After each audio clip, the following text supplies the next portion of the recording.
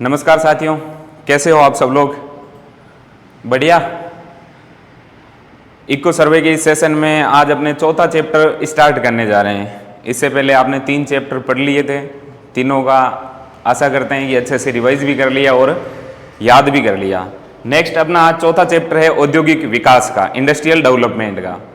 इसके अंदर अब सबसे पहले तो देखेंगे कि औद्योगिक विकास, औद्योगिक क्षेत्र का जीएसवीए में योगदान कितना है, फिर औद्योगिक क्षेत्र के कौन कौन से उप क्षेत्र हैं, एमएसएमई इंडस्ट्रीज के बारे में पढ़ेंगे और लगभग इसमें जो सारी योजनाएं हैं वो कवर करेंगे।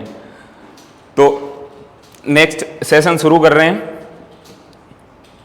सबसे पहले औद्योगिक क्षेत्र के अंतर्गत आता है कि औद्योगिक क्षेत्र का जीएसवीए में योगदान कितना है।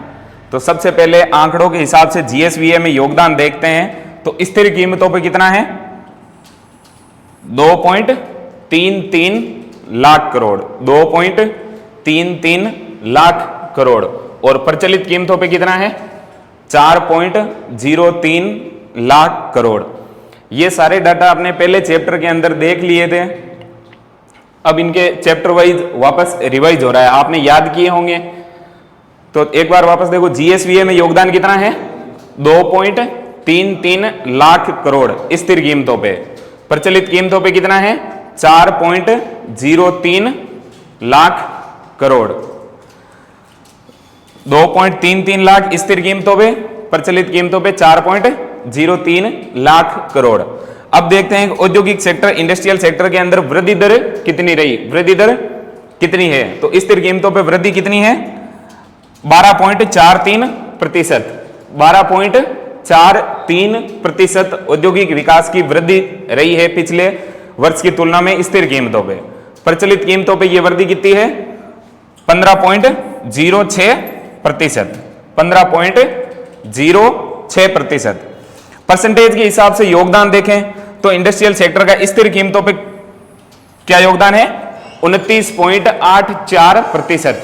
स्थिर कीमतों पे क्या है, 29.84%। और प्रचलित कीमतों पे कितना है, 28.21%। 28.21%। फर्स्ट चैप्टर में अपने देखे थे कि 3 सेक्टर हैं जीएसवीए में। कौन कौन से सेक्टर शामिल है, agriculture, industry and service sector. Agriculture, industry और सर्विस सेक्टर। सबसे ज्यादा कौन से सेक्टर का योगदान था, सर्विस सेक्टर का। नेक्स्ट कौन सा था, औद्योगिक सेक्टर। इंडस्ट्री का सेकंड में था।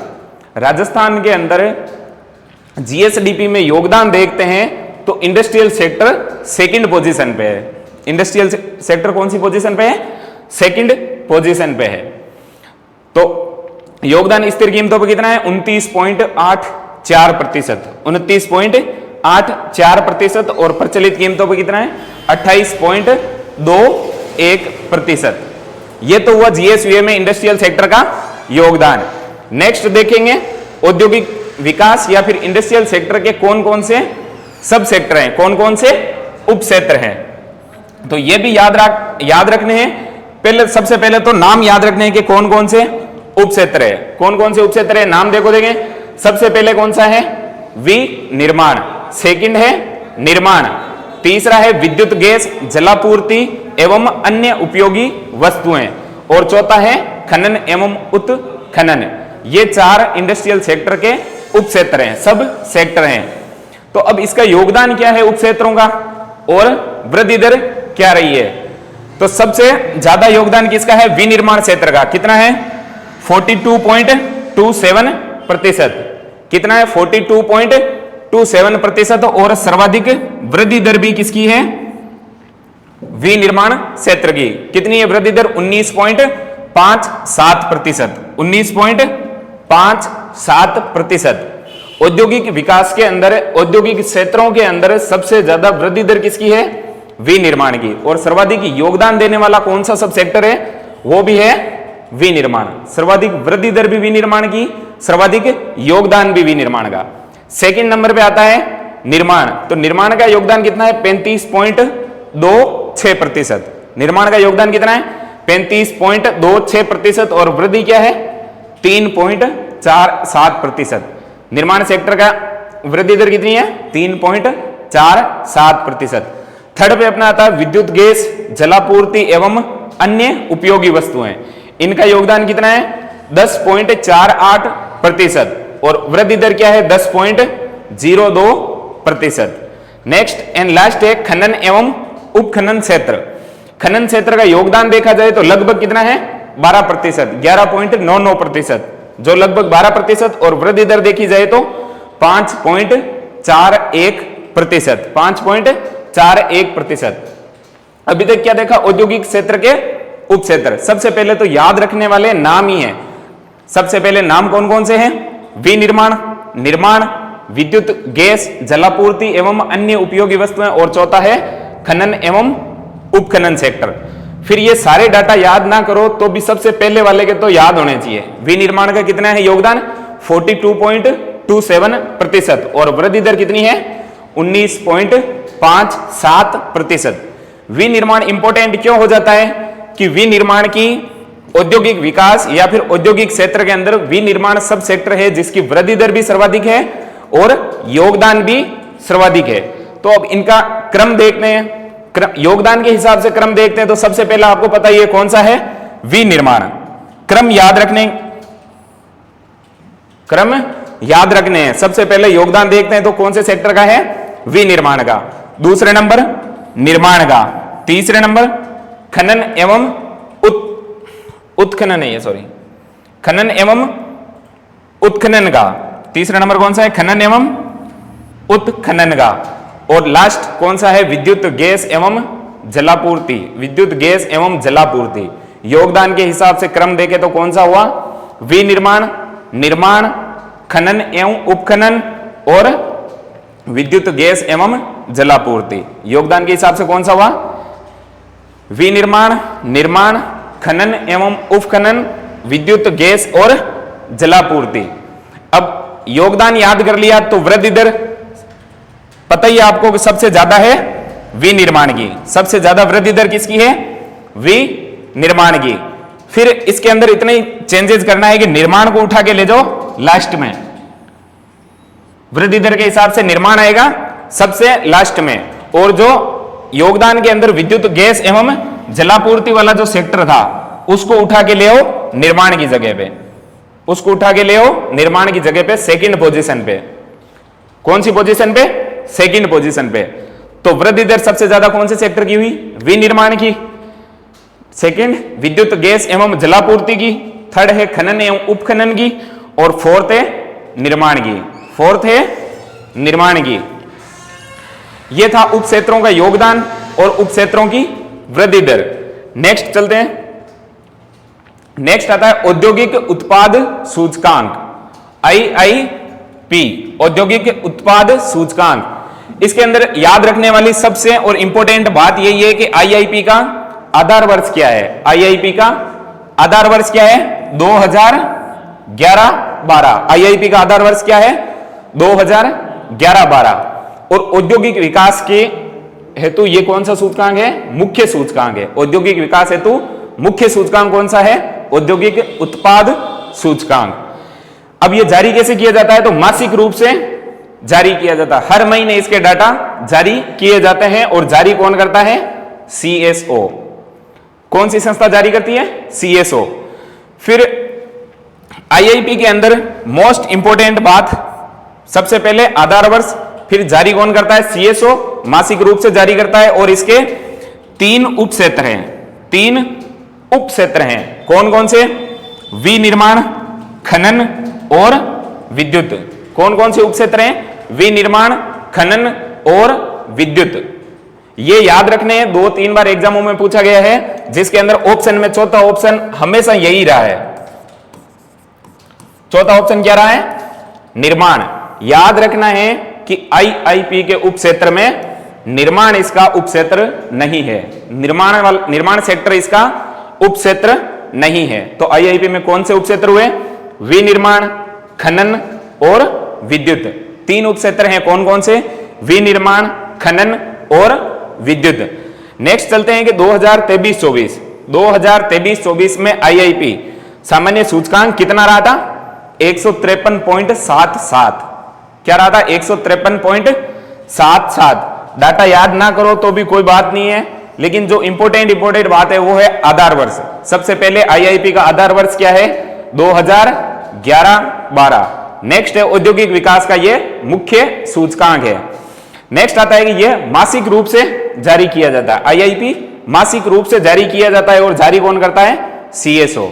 और सबसे इंपॉर्टेंट आईआईपी में बात है कि इसके तीन कौन कौन से उपक्षेत्र हैं। तीन कौन कौन से उपक्षेत्र हैं? तो सबसे पहला विनिर्माण, दूसरा खनन, तीसरा विद्युत। याद रखना है निर्माण नहीं है, निर्माण क्षेत्र इसका उपक्षेत्र नहीं है। यह था आईआईपी। नेक्स्ट देखते हैं एमएसएमई। एमएसएमई की फुल फॉर्म क्या है? सूक्ष्म लघु और मध्यम उद्योग। सूक्ष्म लघु और मध्यम उद्योग कहते हैं किसको है? सूक्ष्म लघु और मध्यम उद्योग। तो इसके लिए भारत सरकार ने 1 जुलाई 2020 को, भारत सरकार ने 1 जुलाई 2020 को एमएसएमई की नई परिभाषा दी है। भारत सरकार ने एमएसएमई की नई परिभाषा दी है। क्या है? तो सबसे पहला है सूक्ष्म उद्योग। इसके अंदर निवेश और टर्नओवर से संबंधित डाटा को लेके एक परिभाषा बनाई गई है 1 जुलाई 2020 को। कब बनाई गई थी? 1 जुलाई 2020 को। तो सबसे पहला है सूक्ष्म। सूक्ष्म उद्योग किसको कहते हैं? जिसका निवेश 1 करोड़ रुपए तक या फिर 1 करोड़ रुपए से कम होता है। जिस उद्योग में निवेश 1 करोड़ रुपए से कम या फिर 1 करोड़ रुपए तक का होता है उसको सूक्ष्म उद्योग कहते हैं। एक बार निवेश देख लेते हैं, फिर टर्नओवर एक ट्रिक के माध्यम से याद हो जाएगा। नेक्स्ट दूसरा है लघु उद्योग। दूसरा है लघु उद्योग। लघु उद्योग में निवेश 10 करोड़ तक। लघु उद्योग किसको कहते हैं? कि जिसमें निवेश 10 करोड़ रुपए तक या फिर 10 करोड़ रुपए से कम तक जिस उद्योग में निवेश किया जाता है वो लघु उद्योग कहलाता है। नेक्स्ट तीसरा है मध्यम। सूक्ष्म लघु मध्यम। अब मध्यम उद्योग किसको कहते हैं? जिसके अंदर निवेश 50 करोड़ रुपए तक। कितने करोड़ रुपए तक? 50 करोड़ रुपए तक निवेश होता है, उसको मध्यम उद्योग कहते हैं। यह डेफिनेशन याद रखनी है। आरएस 2021 वाले मेंस के अंदर 2 नंबर में सीधी सीधी डेफिनेशन पूछी गई थी कि एमएसएमई की परिभाषा क्या है? एमएसएमई की परिभाषा क्या है? तो सूक्ष्म का 1 करोड़ निवेश, लघु का 10 करोड़ और मध्यम का 50 करोड़। निवेश याद रखो, सूक्ष्म लघु मध्यम, सूक्ष्म लघु मध्यम। 1 10 50, 1 10 50, 1 10 50। अब टर्नओवर की बात करें तो निवेश को 5 से मल्टीप्लाई कर दो। निवेश को 5 से मल्टीप्लाई कर दो। तो सूक्ष्म उद्योग का निवेश था 1 करोड़ रुपए, 5 से मल्टीप्लाई किया, टर्नओवर आ गया 5 करोड़ रुपए। लघु उद्योग का निवेश था 10 करोड़, मल्टीप्लाई किया 5 से, तो क्या आ गया? 50 करोड़। फिर लास्ट है मध्यम उद्योग। मध्यम का निवेश था 50 करोड़ और इसको 5 से मल्टीप्लाई किया तो 5 × 5 25, मतलब 250 करोड़ रुपए। टर्नओवर याद हो गया। निवेश याद रखना है सूक्ष्म लघु मध्यम, सूक्ष्म लघु मध्यम। 1 10 50, 1 10 50, 1 10 50। अब निवेश को 5 से मल्टीप्लाई कर दो, टर्नओवर आ जाएगा। सूक्ष्म को 1 करोड़ को 5 से मल्टीप्लाई किया, 5 करोड़ टर्नओवर। लघु का टर्नओवर 50 करोड़ तक और मध्यम का 250 250 करोड़ तक। नेक्स्ट है एमएसएमई की परिभाषा दी गई 1 जुलाई 2020 को। फिर एमएसएमई सेक्टर को ग्रोथ कराने के लिए, एमएसएमई सेक्टर के विकास के लिए एक एमएसएमई नीति जारी की गई 2022 में। एमएसएमई नीति कब जारी की गई? 2022 में, जिसकी डेट क्या है? 17 सितंबर 2022। 17 सितंबर 2022 एमएसएमई नीति कब जारी की गई? 17 सितंबर 2022 को। नेक्स्ट है 1 जुलाई 2020 को जब एमएसएमई की परिभाषा दी गई थी, इसके साथ साथ ही उद्यमी पंजीकरण पोर्टल जारी किया गया। उद्यमी पंजीकरण पोर्टल जारी किया गया कब? 1 जुलाई 2020 को। क्यों किया गया? जो भी एमएसएमई सेक्टर की इंडस्ट्रीज लगाने के इच्छुक है उनके पंजीकरण हेतु, जब वो पंजीकरण कहां पे करवाए? कि भाई कोई एमएसएमई इंडस्ट्री खोलना चाह रहा है तो वो पंजीकरण कहां पे करवाए? उद्यमी पंजीकरण पोर्टल पे। उद्यमी पंजीकरण पोर्टल पे कब जारी किया गया? 1 जुलाई 2020 को। 1 जुलाई 2020 को उद्यमी पंजीकरण पोर्टल जारी किया गया। यह थी अपनी MSME। नेक्स्ट देख लेते हैं अभी तक अपने कितना क्या पढ़ा है इस चैप्टर में। तो सबसे पहले तो पढ़ा औद्योगिक विकास का GSVA में योगदान कितना है। औद्योगिक विकास का GSVA में योगदान कितना है, स्थिर कीमतों पे कितना है 2.33 लाख करोड़ और प्रचलित पे कितना है 4.03 लाख करोड़, 4.03 लाख करोड़।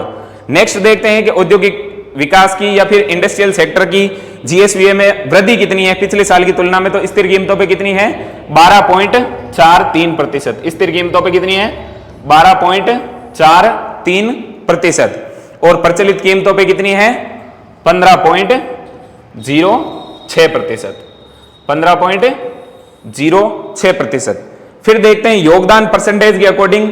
तो स्थिर कीमतों पे योगदान कितना है 29.84%। योगदान कितना है इंडस्ट्रियल सेक्टर का स्थिर कीमतों पे 29.84% और प्रचलित कीमतों पे 28.21%।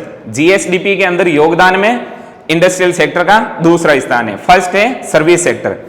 नेक्स्ट अपने इंडस्ट्रियल सेक्टर के उप क्षेत्र देखे थे तो उनको योगदान के हिसाब से क्रम याद किया था आपने। योगदान में कौन सबसे पहले कौन था विनिर्माण, सेकंड निर्माण, तीसरा था खनन एवं उपखनन, चौथा था विद्युत गैस एवं जलापूर्ति। फिर इसकी वृद्धि दर के हिसाब से योगदान देखा था, वृद्धि दर के हिसाब से क्रम। तो वृद्धि दर दोनों में सेम रहेगी, विनिर्माण योगदान में भी फर्स्ट था और वृद्धि दर में भी फर्स्ट है। फिर योगदान में सेकंड था निर्माण, उस निर्माण को उठा के ले जाना है लास्ट में चौथे नंबर पे। और चौथे नंबर पे कौन सा था विद्युत गैस एवं जलापूर्ति, उसको उठा के लाना है निर्माण की जगह पे सेकंड पोजीशन पे। तो इनका वृद्धि दर के हिसाब से क्या क्रम हो गया विनिर्माण, विद्युत गैस जलापूर्ति, तीसरा वहां का वहां एज इट इज रहेगा खनन एवं उपखनन और चौथा हो गया निर्माण। नेक्स्ट देखा था IIP औद्योगिक उत्पादन सूचकांक, जिसका आधार वर्ष क्या था 2011-12 और ये मासिक रूप से जारी किया जाता है। कौन जारी करता है CSO। इसके उप क्षेत्र याद रखने हैं कौन कौन से हैं विनिर्माण, खनन और विद्युत, विनिर्माण खनन और विद्युत। नेक्स्ट MSME देखी थी, परिभाषा कब दी गई 1 जुलाई 2020 को। सूक्ष्म लघु और मध्यम, सूक्ष्म के अंदर निवेश कितना है 1 करोड़ तक, लघु के अंदर 10 करोड़ तक और मध्यम में 50 करोड़ तक। निवेश को 5 से मल्टीप्लाई किया तो टर्नओवर आ गया। नेक्स्ट एक MSME नीति राजस्थान में 17 सितंबर 2022 को और उद्यम पंजीकरण पोर्टल जब MSME की परिभाषा दी गई उसके साथ ही 1 जुलाई 2020 को।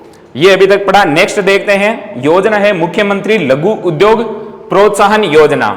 नाम से स्पष्ट है कि मुख्यमंत्री का मतलब राजस्थान की लघु उद्योगों को प्रोत्साहन देने हेतु, लघु उद्योगों को प्रोत्साहन देने हेतु मुख्यमंत्री लघु उद्योग प्रोत्साहन योजना सबसे पहले है कि जारी कब हुई या फिर प्रारंभ शुरुआत कब हुई थी। तो शुरुआत देखनी है कब हुई थी 13 दिसंबर 2019 को, 13 दिसंबर 2019 को। अब नाम से उद्देश्य निकालना है तो कौन कौन से सेक्टर विनिर्माण सेवा एवं व्यापार क्षेत्र में जो नए उद्यम या फिर नए उद्योग स्थापित करना चाह रहा है, नए उद्योग स्थापित करना और वर्तमान में जो उद्योग चल रहे हैं उनका विस्तार और आधुनिकीकरण करने के लिए मुख्यमंत्री लघु उद्योग प्रोत्साहन योजना लागू की गई। इस योजना के अंदर ऋण उपलब्ध करवाया जाता है उद्योग स्थापित करने हेतु। तो ऋण की राशि क्या है 10 करोड़ रुपए तक का ऋण उपलब्ध करवाया जाता है मुख्यमंत्री लघु उद्योग प्रोत्साहन योजना में। कितने रुपए तक का 10 करोड़ रुपए तक का। अब इस ऋण पे अलग अलग राशि पे अलग अलग ब्याज लगता है, जिसके प्रावधान देखो 25 लाख रुपए तक का कोई व्यक्ति ऋण लेता है उद्योग स्थापित करने के लिए तो उसके ऊपर 8% ब्याज लगता है। 25 लाख तक का लेता है तो कितना ब्याज लगता है 8%। नेक्स्ट है कि 5 करोड़, 25 लाख से लेके 5 करोड़ तक का कोई ऋण लेता है तो उसके ऊपर लगता है ब्याज 6%। और मैक्सिमम कितना ऋण देते हैं 10 करोड़। 10 करोड़ रुपए तक का कोई ऋण लेता है तो ब्याज कितना लगता है 5%। ये ब्याज की दरें याद रखनी है। 25 लाख तक का ऋण लिया तो 8% ब्याज, 5 करोड़ तक का लिया तो 6% ब्याज और 10 करोड़ का लिया तो 5% ब्याज दर लगती है। यह थी अपनी मुख्यमंत्री लघु उद्योग प्रोत्साहन योजना। एक बार रिवाइज कर लो, जारी कब की गई? 13 दिसंबर 2019 को। इसके अंदर कितने रुपए तक का ऋण दिया जाता है? 10 करोड़ रुपए तक का। कितने रुपए तक का? 10 करोड़ रुपए तक का। 25 लाख तक का कोई भी ऋण लेता है तो उसके ऊपर 8% ब्याज दर लगेगी। 5 करोड़ रुपए तक का कोई ऋण लेता है तो उसके ऊपर 6% ब्याज दर लगेगी, और 10 करोड़ रुपए तक का कोई ऋण लेता है तो उसके ऊपर 5% ब्याज दर लगेगी। ब्याज की दरें याद रखनी है। और कितने रुपए तक मैक्सिमम ऋण दिया जाता है? 10 करोड़ रुपए तक का। नेक्स्ट है एक जिला एक उत्पाद। एक जिला एक उत्पाद। इस बार इको सर्वे में 50 जिलों के अकॉर्डिंग उत्पाद दिए हैं कि कौन से जिले का कौन सा उत्पाद है। तो यह है कि जो जिला है उस जिले के अंदर कौन सी वस्तु, कौन सी प्रोडक्ट जो फेमस है उसको निवेश करने या फिर उसका विकास और उसको निर्यात के अंदर बढ़ावा देने के लिए एक जिला एक उत्पाद कार्यक्रम प्रारंभ किया गया था। एक जिला एक उत्पाद कार्यक्रम प्रारंभ किया था। अब इसके अंदर आपको जो ग्रेनाइट एवं मार्बल्स, स्लेब, टाइल और सामग्री है, ये कम से कम 6 से 7 जिलों में मिलेगी।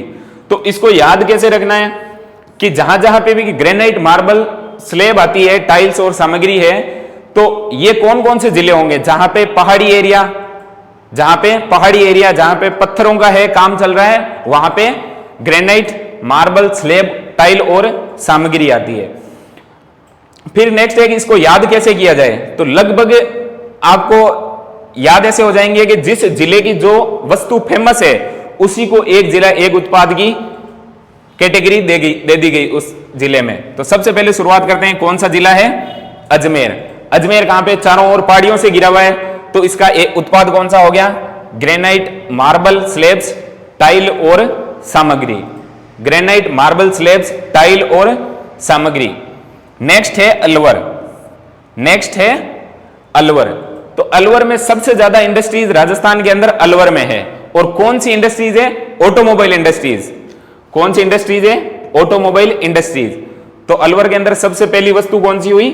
अभियांत्रिकी उत्पाद, ऑटोमोबाइल्स पार्ट। नेक्स्ट अलवर की मिठाई फेमस है।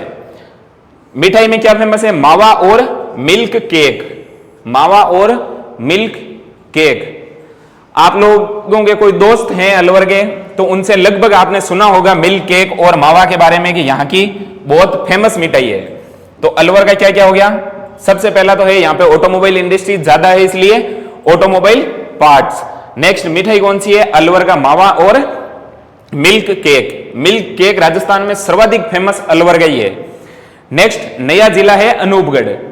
नया जिला कौन सा है? अनूपगढ़। अनूपगढ़ गंगानगर से अलग होके बना है। तो कपास का उत्पादन गंगानगर इधर साइड ज्यादा होता है, उत्तरी राजस्थान में।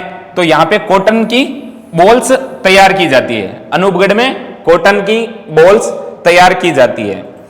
नेक्स्ट अपना आता है बालोतरा जिला। बालोतरा जिला लूनी नदी के क्षेत्र में, लूनी नदी के प्रदूषित होने का सबसे बड़ा कारण ही क्या है कि यहाँ पे वस्त्र इंडस्ट्रीज बहुत ज्यादा है और इनकी जो फैक्ट्रियों का पानी होता है वो लूनी नदी में छोड़ दिया जाता है, जिस कारण लूनी नदी सर्वाधिक प्रदूषित कहां पे होती है? बालोतरा में। तो इस वजह से याद रह जाएगा, बालोतरा में रंगाई छपाई के कार्य होने के कारण लूनी नदी प्रदूषित हो जाती है। और यहां पे कौन सी उत्पाद है बालोतरा का? वस्त्र। नेक्स्ट आता है बांसवाड़ा। नेक्स्ट जिला है बांसवाड़ा।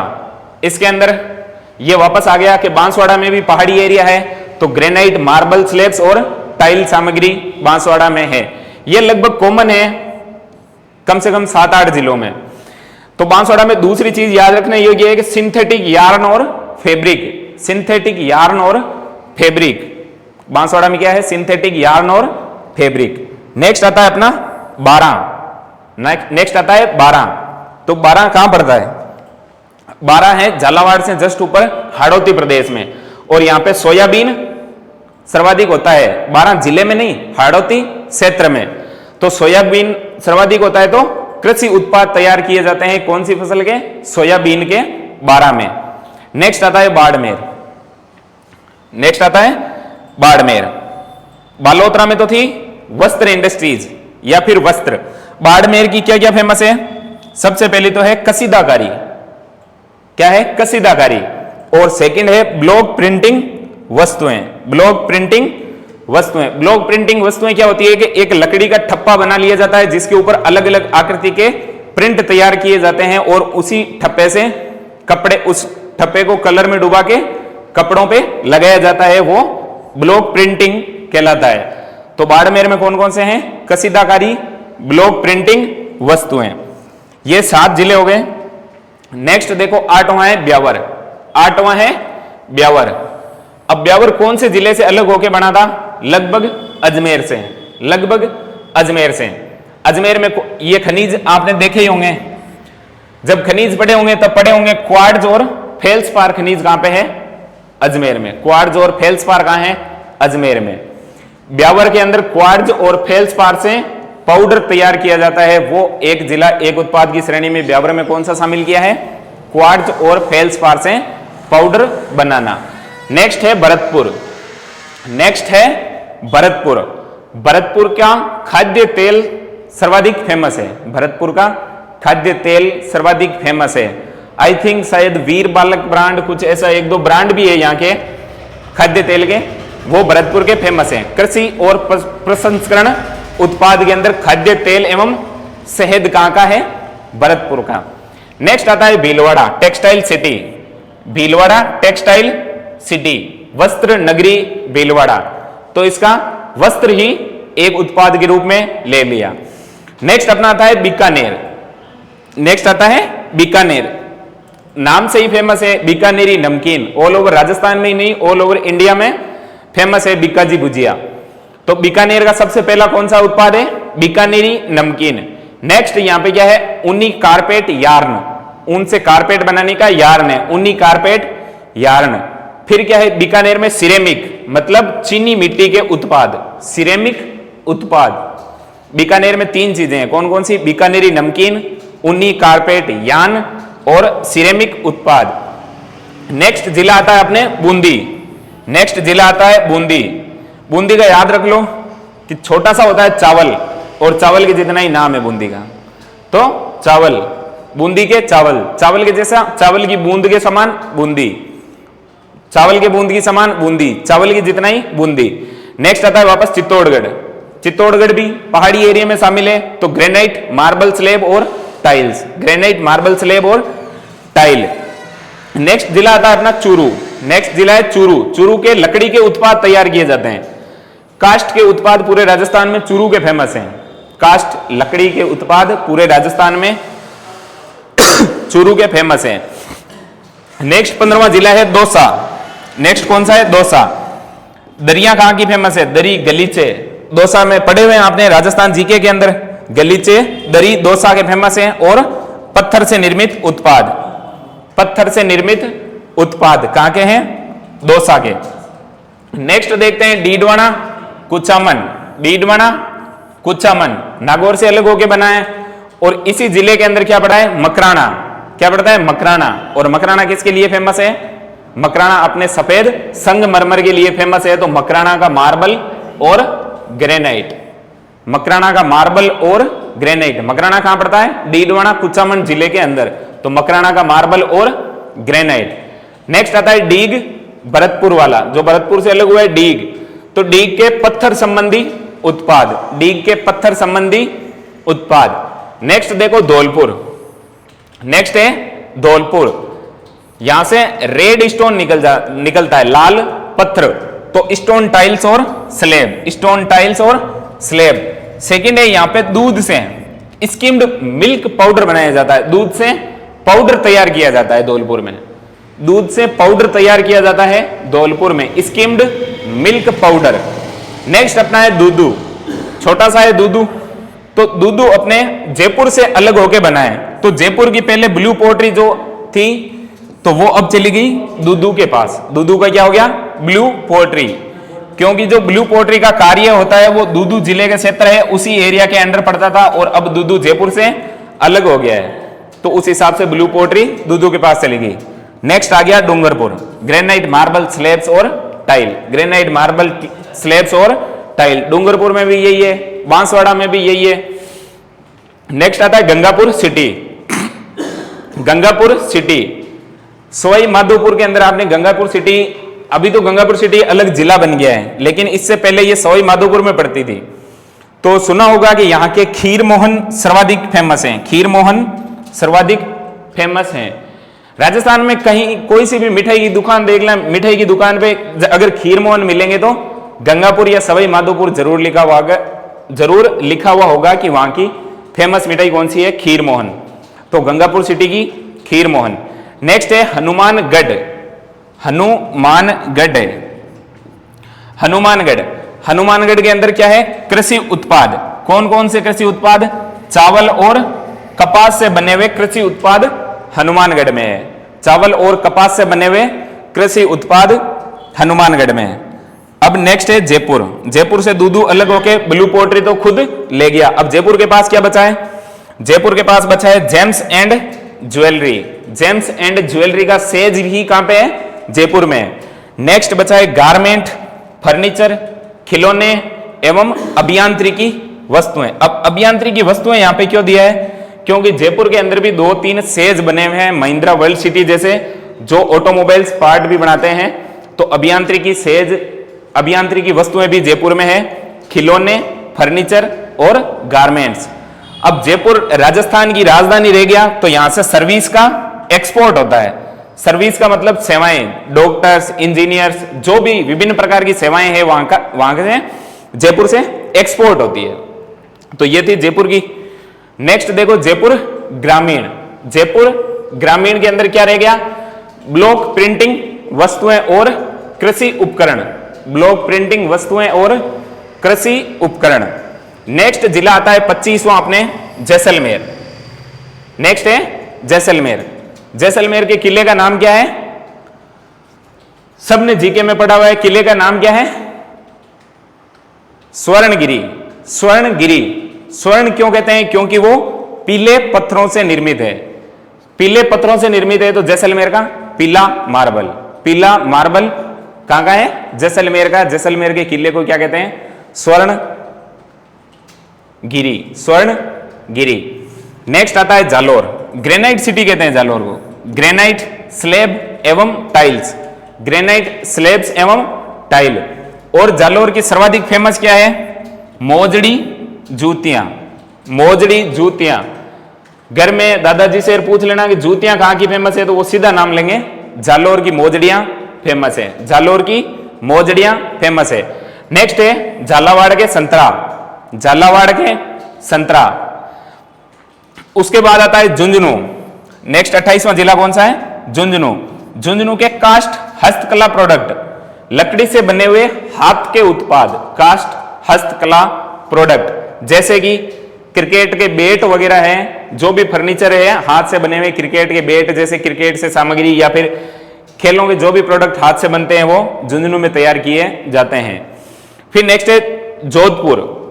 जोधपुर में है हस्तकला उत्पाद और फर्नीचर। हस्तकला उत्पाद और फर्नीचर। फिर है जोधपुर ग्रामीण। जोधपुर ग्रामीण क्या क्या है, बलुआ पत्थर नक्काशी उत्पाद। बलुआ पत्थर नक्काशी उत्पाद। अब इसको याद कैसे रखा जाएगा कि जोधपुर में जो खनन होता है पत्थरों का, तो उनसे अब तो ये आरसीसी और की छतें आ गई है, इससे पहले जो पत्थर की जो पट्टी होती थी उसको पट्टियां बोलते हैं, तो वो बलुआ कलर की पट्टियां जोधपुर में निकलती है। और उमेद पैलेस, सबसे फेमस जोधपुर में उमेद पैलेस, वो भी बलुआ पत्थर से निर्मित है। उमेद पैलेस किससे बना हुआ है, बलुआ पत्थर से। अब बलुआ पत्थर के ऊपर नक्काशीदार उत्पाद, बलुआ पत्थर से, बलुआ पत्थर के ऊपर कारीगरी करके नक्काशीदार उत्पाद तैयार किए जाते हैं, वो कहां पे हैं, जोधपुर में। कभी जोधपुर जाने का मौका मिले तो जोधपुर में बने हुए घरों को देखना, उसके आगे बलुआ पत्थर लगे हुए हैं और अलग अलग प्रकार की नक्काशी के उदाहरण आपको देखने को मिल जाएंगे। नेक्स्ट जिला है अपना करौली। करौली में भी बलुआ पत्थर, स्लेब, टाइल्स एवं उत्पाद। नेक्स्ट है अपना केकड़ी। केकड़ी के अंदर भी ग्रेनाइट, मार्बल, स्लेब और टाइल। ग्रेनाइट, मार्बल, स्लेब और टाइल्स। फिर देखते हैं खेरथल तिजारा। खेरथल तिजारा कहां पड़ता है, ये अलवर के जस्ट ऊपर। यहां पे भी ऑटोमोबाइल्स इंडस्ट्रीज, अलवर में भी ऑटोमोबाइल इंडस्ट्रीज थी और खेरथल तिजारा में भी ऑटोमोबाइल इंडस्ट्रीज है। दिल्ली एनसीआर के अंदर आते हैं खेरतल, तिजारा, अलवर, भरतपुर, डीग वाला क्षेत्र, तो वहां पे ऑटोमोबाइल इंडस्ट्रीज ज्यादा है, इसलिए यहां का एक उत्पाद कौन सा है? ऑटोमोबाइल इंडस्ट्रीज, ऑटोमोबाइल पार्ट्स, अभियांत्रिकी उत्पाद। नेक्स्ट कोटा की कोटा डोरिया साड़ी, कोटा की कोटा डोरिया साड़ी जिसको जीआई टैग भी मिला हुआ है, कोटा डोरिया साड़ी जिसको जीआई टैग भी मिला हुआ है, तो कोटा की कोटा डोरिया साड़ी। फिर एक कोटपुतली बहरोड, नेक्स्ट कौन सा है? कोटपुतली बहरोड, इसके अंदर भी क्या है? ये भी जयपुर के जस्ट ऊपर और अलवर के पास वाला एरिया है। कोटपुतली तो पहले जयपुर में था और बहरोड अलवर वाला, तो नया जिला है कोटपुतली बहरोड, इन दोनों को मिला के बनाया है। यहां पे भी ऑटोमोबाइल इंडस्ट्रीज बहुतायत मात्रा में है, तो इसके लिए यहां पे भी अभियांत्रिकी उत्पाद हो गए। नेक्स्ट है 36 नागौर, नागौर में हाथ के बने हुए उपकरण, जो भी कृषि औजार वगैरह हैं, वो हाथ से जो भी बने हुए हैं उपकरण हैं लोहे के, वो नागौर के फेमस है। नेक्स्ट है नीम का थाना, सीकर जिले में पड़ता था, जो अब नया डिस्ट्रिक्ट के रूप में आ गया है नीम का थाना। तो फेल्सपार खनिज कहां पे पाया जाता था? फेल्सपार सीकर में था, तो अब इसके अंदर फेल्सपार खनिज और इससे तैयार उत्पाद हैं वो नीम का थाना में चले गए।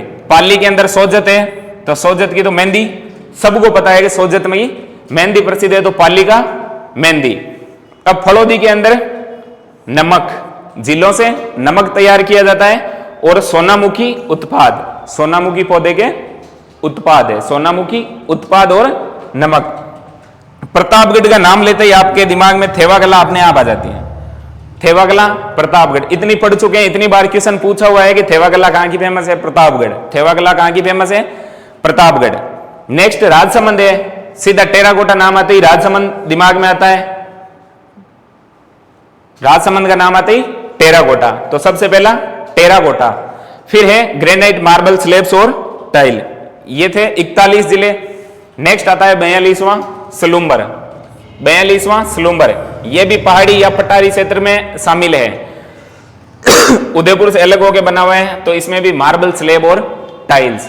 सांचौर, सांचौर के अंदर क्या है? मसाले, मसाले कहां के फेमस हैं? सांचौर के। मसाले कहां के फेमस हैं? सांचौर के। अब ये शाहपुरा है, कौन सा शाहपुरा है? भीलवाड़ा के पास वाला। फड़ चित्रकला का जब जब भी जिक्र आया है तब सबने पढ़ा है कि यहाँ का जोशी परिवार जो है वो फड़ चित्रकला के लिए फेमस है, शाहपुरा भीलवाड़ा का। तो शाहपुरा नया डिस्ट्रिक्ट बन गया है, तो इसकी फड़ चित्रकला एक उत्पाद के रूप में ले ली गई। नेक्स्ट है सवाई माधोपुर, सवाई माधोपुर रणथंभौर अभ्यारण्य यहाँ पे है, तो रणथंभौर अभ्यारण्य के अंदर बड़ी बड़ी सेलिब्रिटीज या फिर हर कोई विदेशी पर्यटक यहाँ पे आते हैं, तो रणथंभौर में क्या ले लिया? सवाई माधोपुर में क्या ले लिया? पर्यटन। फिर सीकर, एंटीक फर्नीचर, सीकर के एंटीक फर्नीचर फेमस है। सीकर के एक उत्पाद कौन सा है? Antique furniture. सिरोही का है मार्बल, मार्बल से जो भी वस्तुएं बनती है वो कहां की है? सिरोही की। 48 पे आता है श्री गंगानगर, सर्वाधिक किन्नू उत्पादन, किन्नू संतरे का ही छोटा भाई या बड़ा भाई जो भी मानो, संतरे का ही रूप है किन्नू, श्री गंगानगर में किन्नू।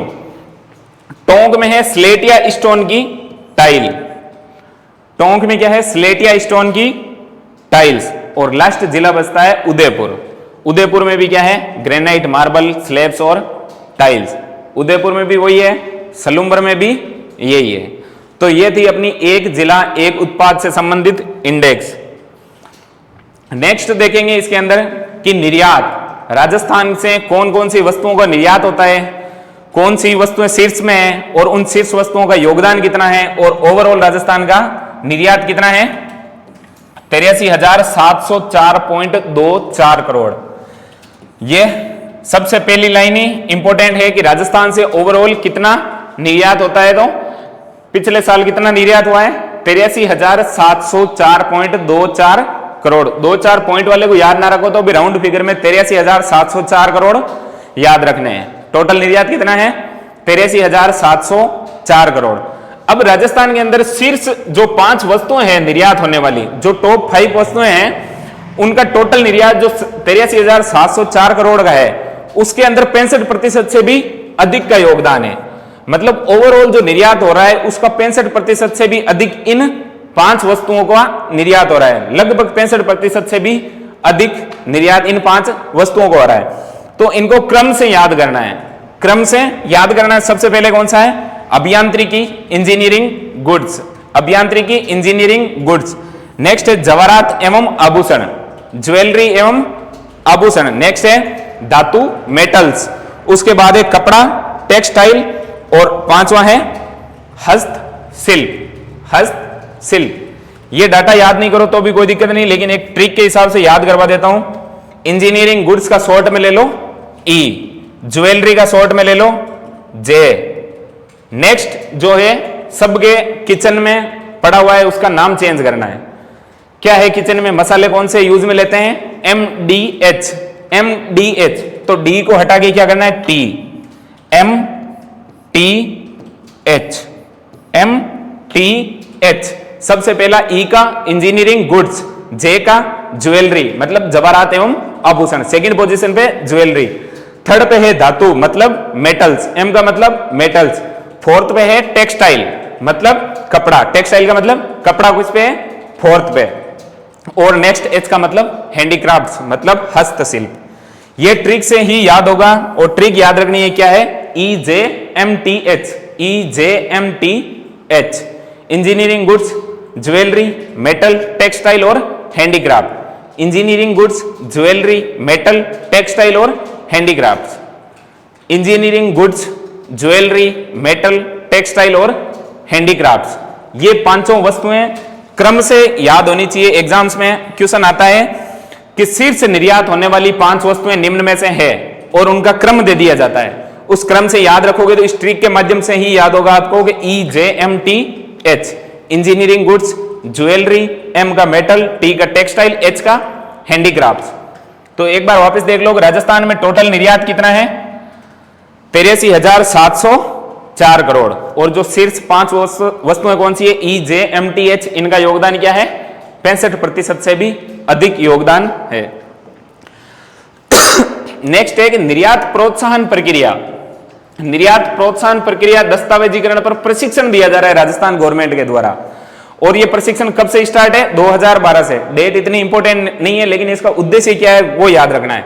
प्रशिक्षण क्यों दिया जाएगा? निर्यात को प्रोत्साहन करने के लिए और दस्तावेजों से संबंधित जो भी जानकारी है उसको समझने के लिए प्रशिक्षण दिया जा रहा है। अब इसका उद्देश्य क्या है कि वस्तुओं को प्रत्यक्ष रूप से निर्यात करने में समर्थ बनाना।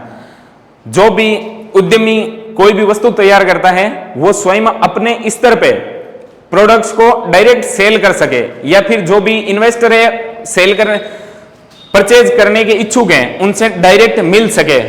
तो उस उद्देश्य से प्रशिक्षण कार्यक्रम चल रहा है।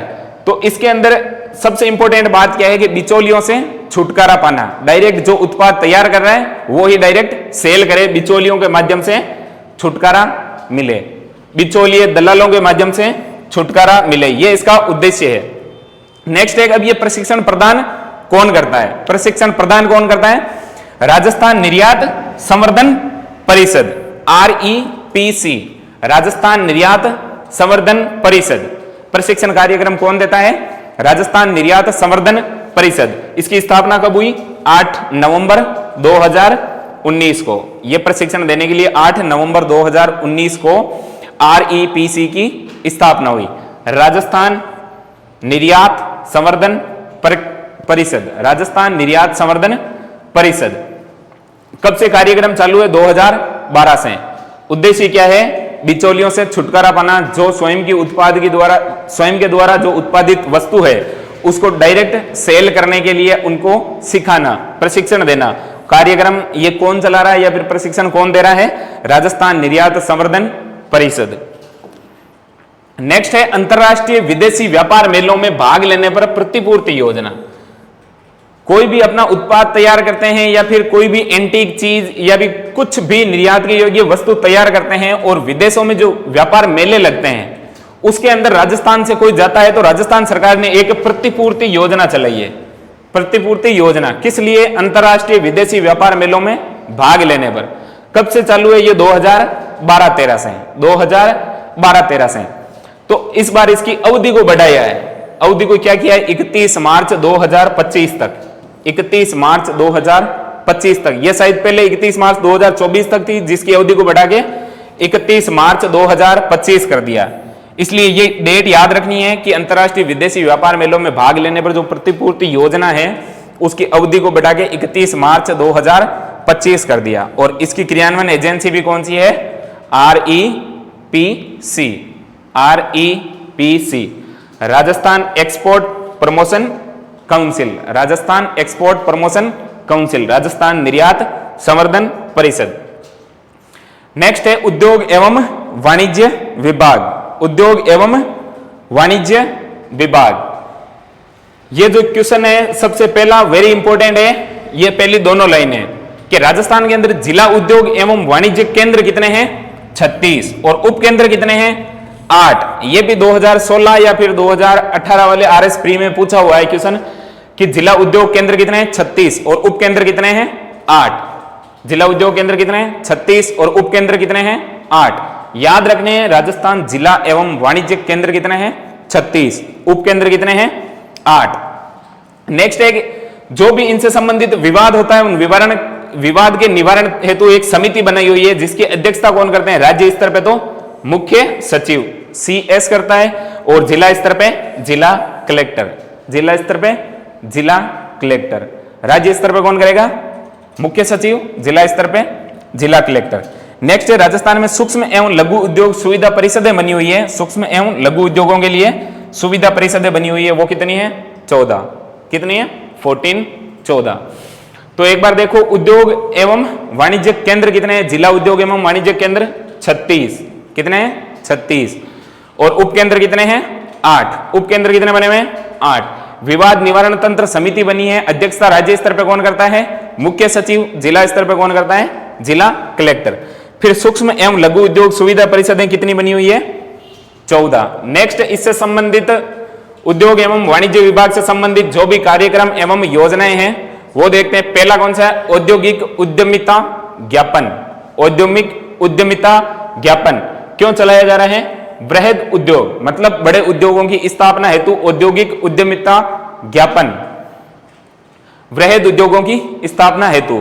दूसरी योजना है प्रधानमंत्री रोजगार सृजन कार्यक्रम, प्रधानमंत्री रोजगार सृजन कार्यक्रम। नाम से स्पष्ट है कि प्रधानमंत्री मतलब केंद्र सरकार चला रही है, रोजगार का सृजन करने हेतु कार्यक्रम चल रहा है। तो इसका उद्देश्य क्या है? राज्य के ग्रामीण और शहरी क्षेत्र, राज्य के ग्रामीण और शहरी क्षेत्र में औद्योगिक सेवा मतलब इंडस्ट्रियल सर्विस और वाणिज्य गतिविधियों को बढ़ावा देने के लिए, वाणिज्य गतिविधियों को बढ़ावा देने के लिए, बढ़ावा देकर उनमें रोजगार के अवसर उपलब्ध कराना या रोजगार के अवसर उत्पन्न करना। कौन सी योजना है? प्रधानमंत्री रोजगार सृजन कार्यक्रम। नाम से स्पष्ट है प्रधानमंत्री केंद्र सरकार द्वारा चलाई जा रही है।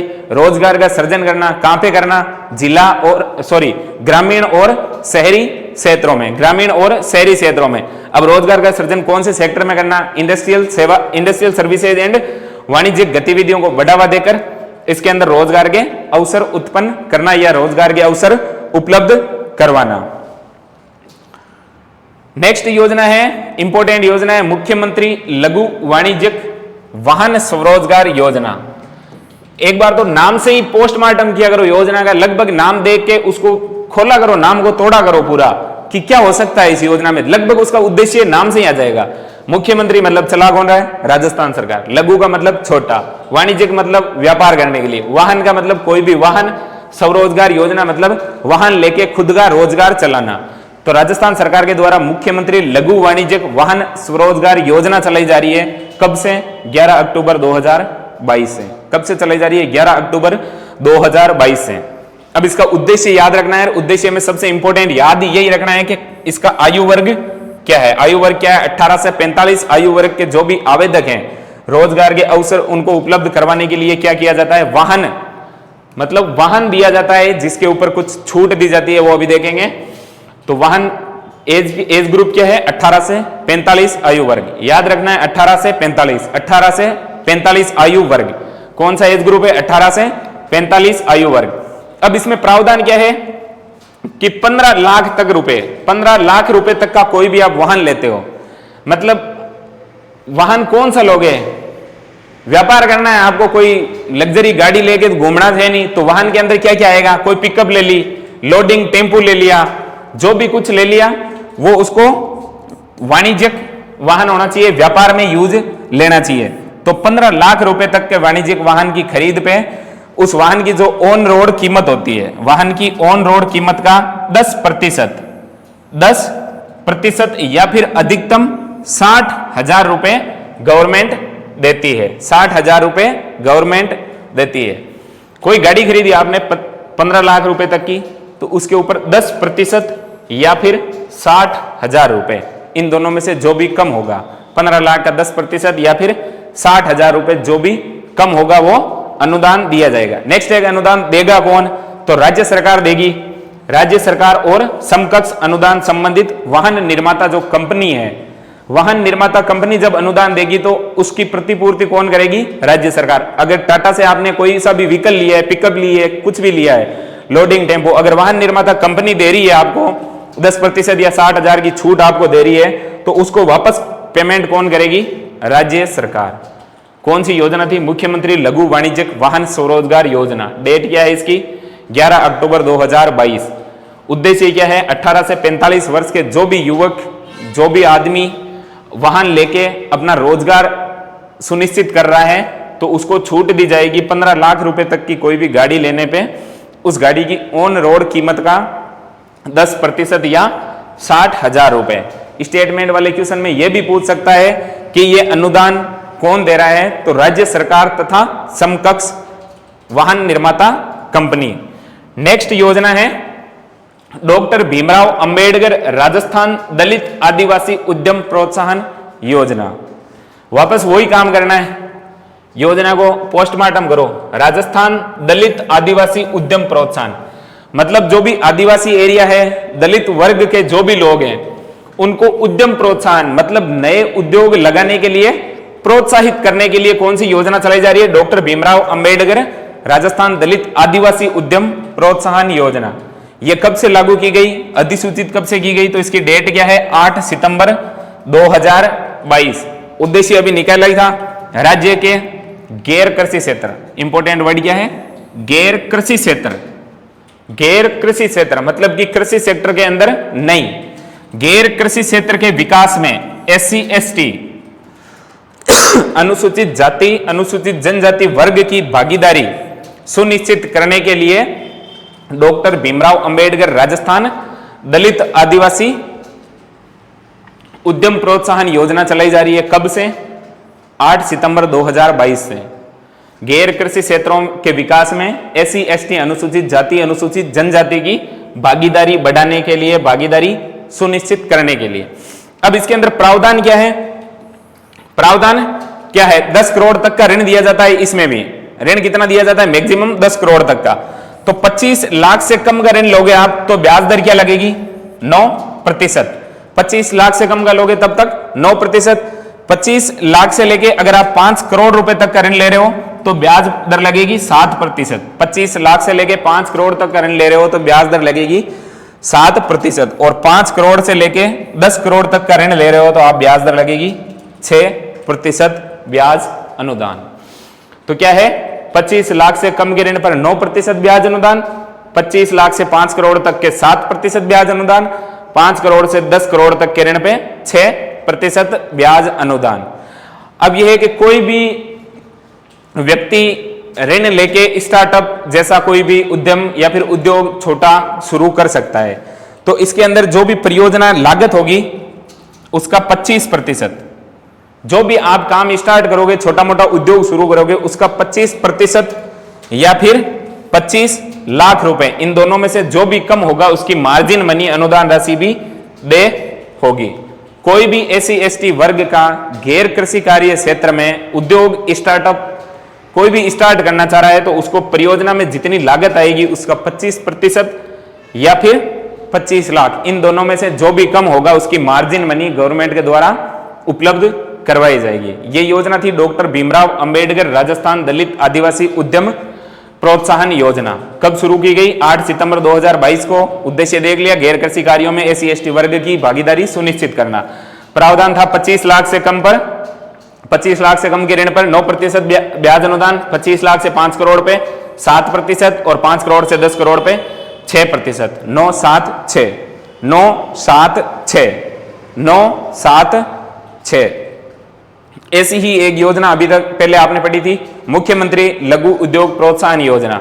यही राशि उसमें थी, 25 लाख से कम पर ब्याज कितना लग रहा था? 8%। कितना लग रहा था? 8%। और 25 लाख से ऊपर ब्याज कितना लग रहा था?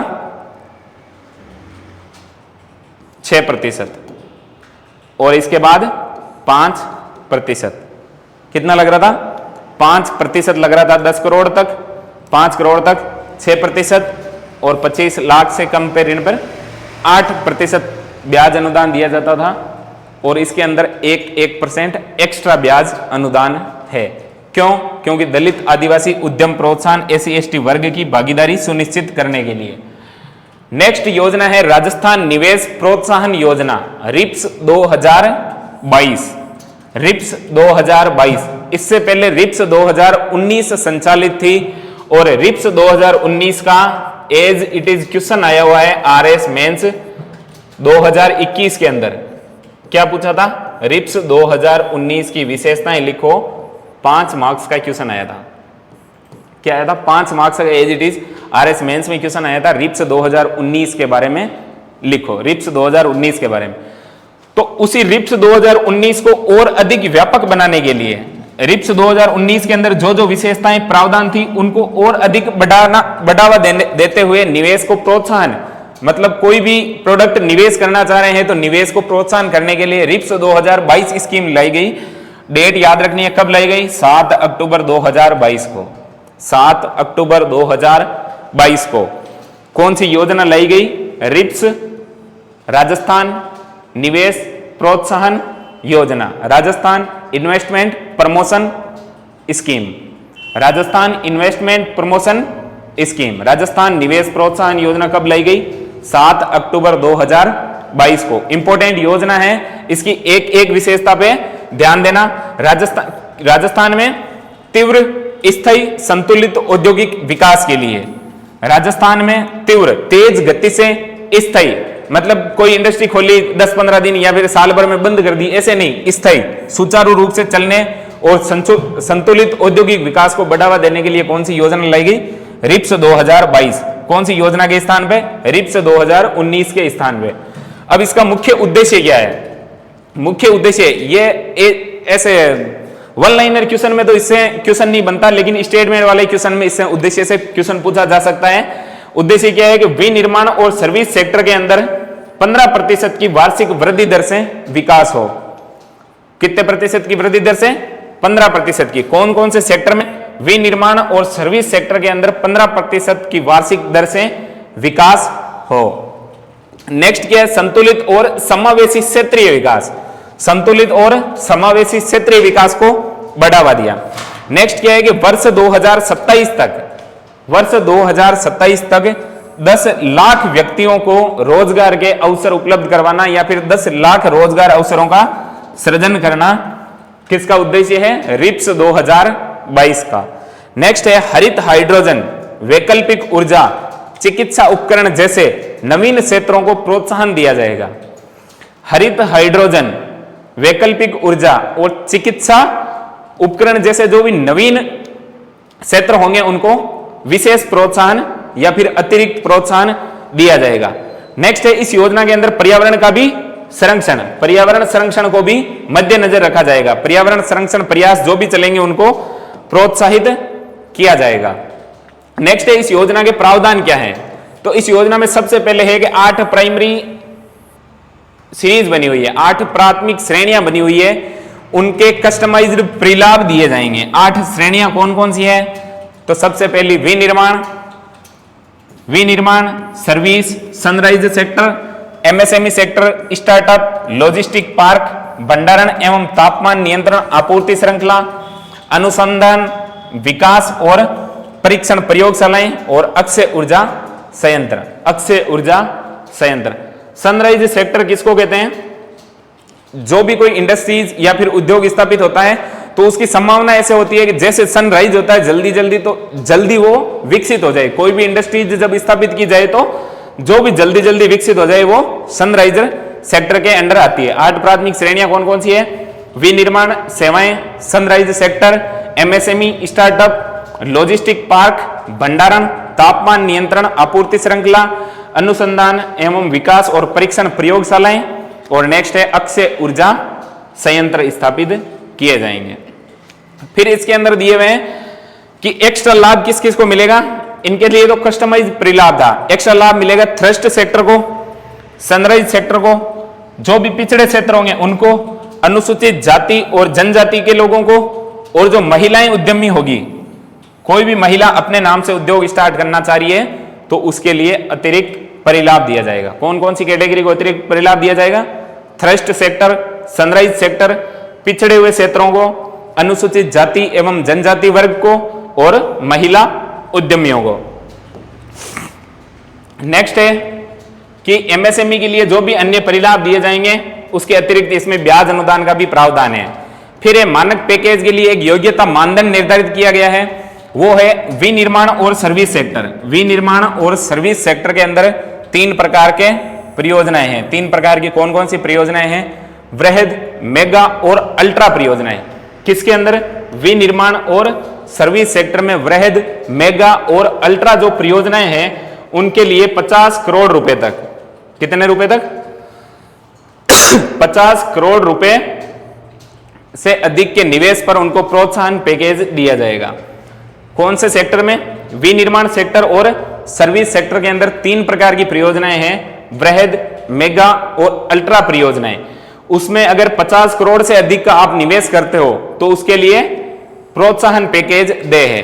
फिर नेक्स्ट है जो एमएसएमई इंडस्ट्रीज है, एमएसएमई यूनिट्स है, एमएसएमई इकाई है, उनके अंदर आप 25 करोड़, एमएसएमई यूनिट्स के अंदर आप 25 करोड़ से अधिक का निवेश करते हैं, 25 करोड़ तक या 25 कम से कम 25 करोड़ का निवेश करते हैं तो उसमें भी आपको प्रोत्साहन पैकेज दे है।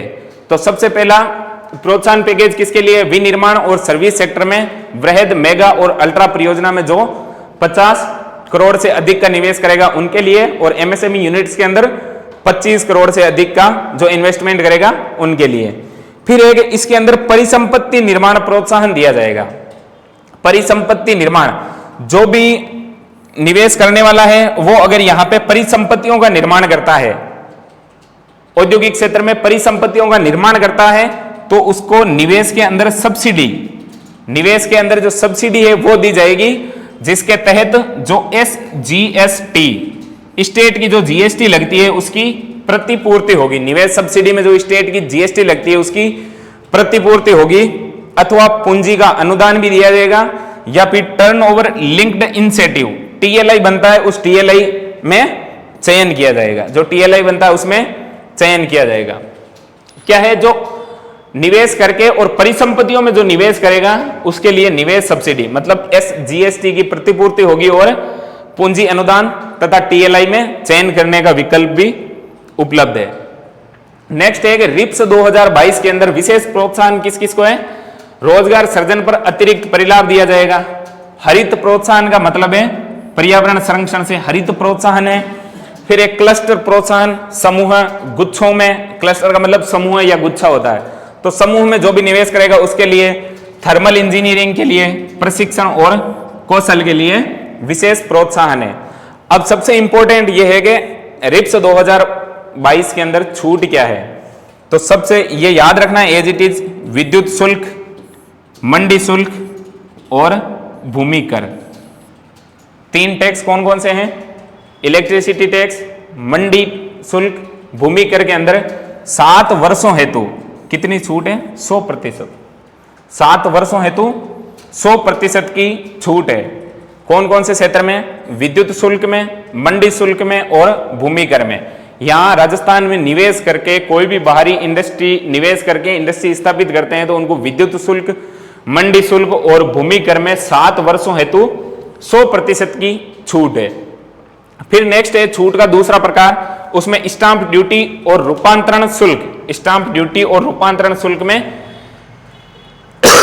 स्टाम्प ड्यूटी में 75%, स्टाम्प ड्यूटी और रूपांतरण शुल्क में 75% की छूट है और 25% राशि का पुनर्भरण कर दिया जाएगा। स्टाम्प ड्यूटी और रूपांतरण जो शुल्क लगेगा उसमें 75% तो छूट है, जो बाकी 25% राशि बची है उसका पुनर्भरण कर दिया जाएगा। एक बार वापस देखें, ये थी अपनी रिप्स 2022। रिप्स 2022 लागू कब की गई? 7 अक्टूबर 2022 को। 7 अक्टूबर 2022, डेट याद रखनी है, 7 अक्टूबर 2022। राजस्थान में तीव्र, स्थायी एवं संतुलित विकास हेतु 2019 की जो रिप्स चल रही थी उसको और अधिक व्यापक बनाने हेतु उद्देश्य में है विनिर्माण सर्विस सेक्टर के अंदर 15% की वार्षिक वृद्धि, संतुलित एवं समावेशी क्षेत्रीय विकास, 2027 तक 10 लाख रोजगारों का सृजन, हरित हाइड्रोजन, वैकल्पिक ऊर्जा जैसे नवीन जो सेक्टर हैं उनको अतिरिक्त प्रोत्साहन, पर्यावरण संरक्षण के प्रयासों को प्रोत्साहन। प्रावधान है कि 8 प्राथमिक श्रेणियां हैं जिसके लिए customise thrust sector, sunrise sector, पिछड़े क्षेत्र, आदिवासी, अनुसूचित जाति जनजाति, महिला उद्यमियों को अतिरिक्त परिलाभ। फिर ये मानक पैकेज है जो विनिर्माण और सर्विस सेक्टर के अंदर अल्ट्रा वृहद मेगा और अल्ट्रा परियोजनाओं में निवेश करेंगे 50 करोड़ रुपए से अधिक के निवेश पे, तो उनको प्रोत्साहन पैकेज है। एमएसएमई यूनिट्स के अंदर 25 करोड़ रुपए न्यूनतम का निवेश करेंगे तो उनके लिए पैकेज है। फिर एक परिसंपत्तियों के निर्माण में अगर निवेश करोगे तो एसजीएसटी की प्रतिपूर्ति है, पूंजी अनुदान है और टीएलआई में चयन है। विशेष प्रोत्साहन के तहत रोजगार सृजन के अतिरिक्त जो परिलाभ दिए जाएंगे, रोजगार सृजन के अतिरिक्त परिलाभ दिए जाएंगे। हरित सेक्टर को प्रोत्साहन है, क्लस्टर सेक्टर को प्रोत्साहन है, थर्मल इंजीनियर प्रशिक्षण एवं कौशल विकास को प्रोत्साहन है। फिर आती है अपनी छूट। छूट में किस किस में 100% छूट है? विद्युत शुल्क, मंडी शुल्क और भूमि कर में 100% छूट है। किस किस में 75% छूट है? स्टाम्प ड्यूटी और रूपांतरण शुल्क में। स्टाम्प ड्यूटी और जो रूपांतरण शुल्क लगता है उसका 75% तो छूट है और जो 25% राशि ली जाती है उसका भी पुनर्भरण कर दिया जाता है। ये थी अपने चौथा चैप्टर इंडस्ट्रियल डेवलपमेंट, औद्योगिक विकास की पहली क्लास। औद्योगिक विकास की पहली क्लास कंप्लीट हुई है जिसके अंदर अपन ने जीएसवीए देख लिया, इसके उपक्षेत्र कौन से होते हैं वो देख लिया, आईआईपी देख लिया, एमएसएमई इंडस्ट्रीज क्या होती है वो देख लिया, निर्यात क्या था और कुछ योजनाएं पढ़ ली। इनको नेक्स्ट क्लास के लिए जब आओ तब सारों को रिवाइज करके याद करके आना। Thank you all of you. Class को शेयर भी कर दिया करो। धन्यवाद सभी को।